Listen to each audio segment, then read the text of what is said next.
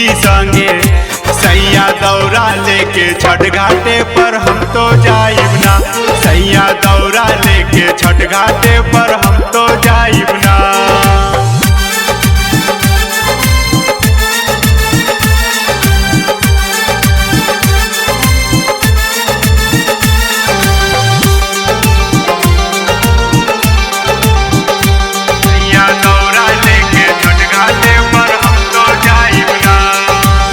लेके आई केला नारियल लाले रे चुनरिया, दौरावा सजाबे हम तो पेन्ही के पियरिया।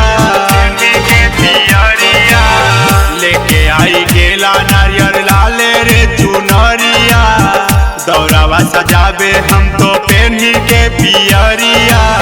दिल्ली से पूजन करे भैया आई ना, सैया भैया आई ना। दिल्ली से पूजन करे भैया आई ना, सैया भैया आई ना।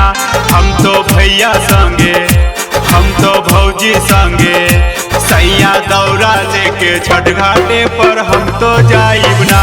सैया दौरा लेके छठ घाटे पर हम तो जाइब ना।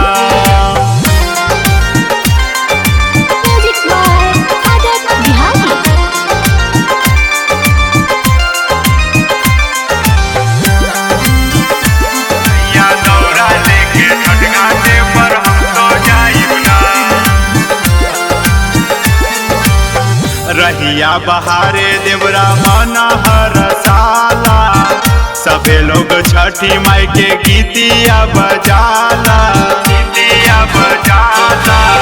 रहिया बहारे देवरा मना हर साला, सबे लोग छठी माई के गीतिया बजाला।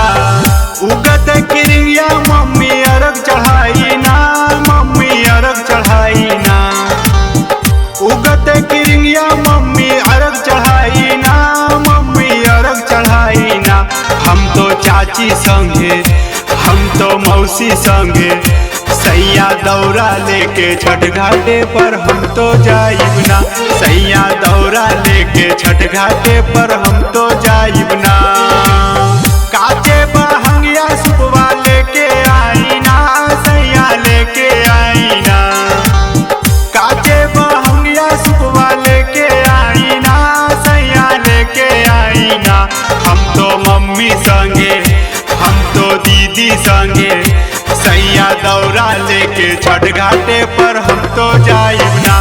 सैया दौरा लेके छठ घाटे पर हम तो जाइब ना।